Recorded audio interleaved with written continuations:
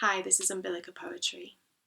A lot of the poems I've written are what's called free verse, where you don't have a regular metre or rhyme scheme.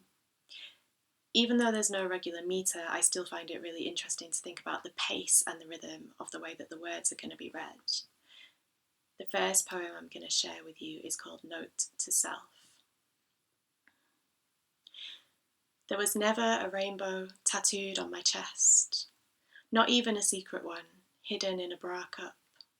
No awkward family reveal, no stepping out victory dance. Just a note slipped into a shoe, folded underfoot and barely considered. I'm still picking my way down the mountain, turning over stones with wary toe cap, afraid to be witnessed. But the sashaying river calls me on. Now I'm on the river rocks, unlacing sensible shoes. Electra. Soggy Saturday morning shortcut slog through the park. Strong steps slowed by pattering little patent shoes with tap-tapping toes. No hand to hold. Strained carrier bags claim a father's grasp, weighed down with packet soup and fun-sized fruit. His frame retains momentum, aim and pace unrelenting, even as the way ahead becomes water. Night's downpour left a series of interconnected pools that stretched the breadth of the path, edged by steep and muddy banks. She falters at the puddle's edge. Dad's legs span sea and dry land, his tread invades whole islands. He says, "Come on this way, just do what I do." She takes in his giant strides. The gathering distance between them, this labyrinth of water and her own tiny feet, calls, "But Dad, I'm not like you." He pauses. From the other side, he turns and sees his daughter, watches patiently as she finds her own path through the water. Your name.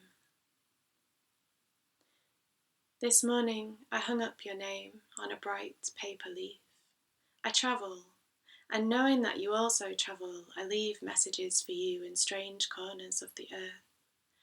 This cliff-top church, museum of witchcraft, dirty dressing room wall, a scribble in sand, and the sound of the sea breaking again and again. This is how I speak to you now. Alive, but apart, this balance of love, to hold out hope, but not to cling to it. Time passes. In the intervening years we may pass within a stone's splash blindly. Time passes. That's okay. When you're ready, you'll find me. The next poem is what's called a prose poem, and in prose poetry you still use poetic language, but it's presented on the page in paragraphs rather than in lines. This is called Postcard. In a cobbled square we held hands under the table. I stole small sips of your wine and shuttled food between our plates. I've never cared for pizza except this pizza, every ingredient fully present. That night the storm arrived. We tasted it through the apartment window, folded in an embrace. Each lightning flash illuminated the city blocks and hanging yellow street lamps, rain splashing down hard. No, it wasn't all sunshine. There was one evening I stayed behind in the apartment. To busy myself, I hand-washed our smalls in the bathroom sink to the radio. But all I'd left in England rose up nauseous in my throat. You arrived late to bed. I spoke angry words. On the Thursday, we escaped the noise of the city, took an on-the-spot train we almost missed, hurtling the length of platform 29 at Rome Termini, your polka-dot rucksack bobbing in my view. Arriving, the sea was glorious. Arriving, your face came alive as we jumped waves, stumbling on shifting pebbles.